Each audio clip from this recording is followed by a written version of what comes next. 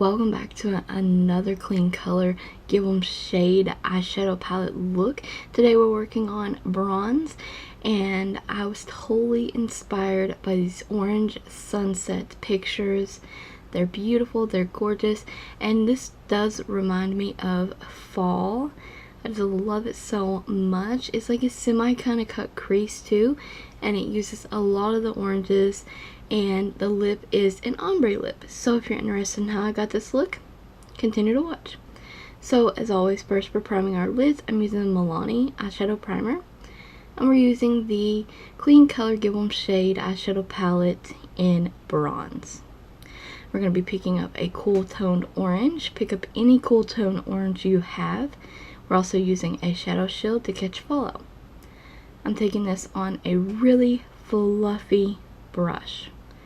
We're going to windshield wiper motion this into our crease. We're going to continue to buff that in there, and we're going to build the color up at the same time.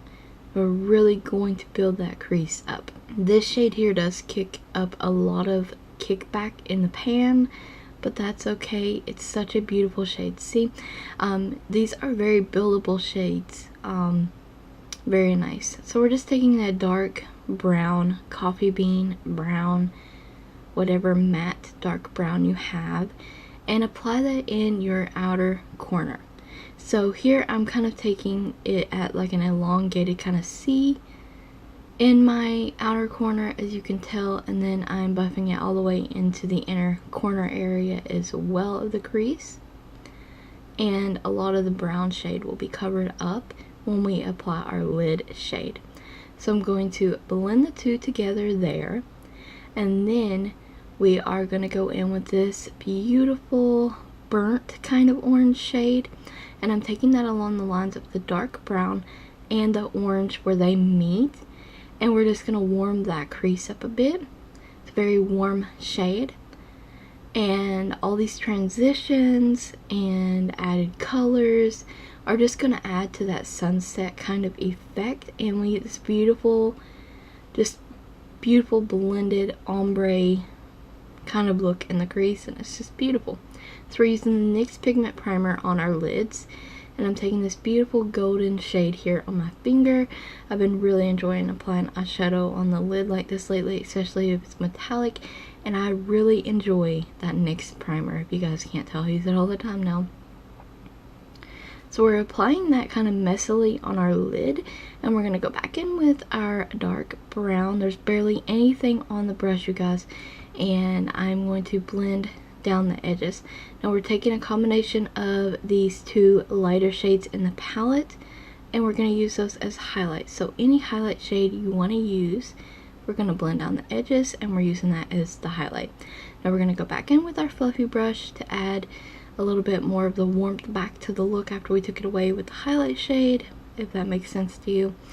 And we're going to go in with that really beautiful burnt kind of orange shade, and we're using that on the lash line.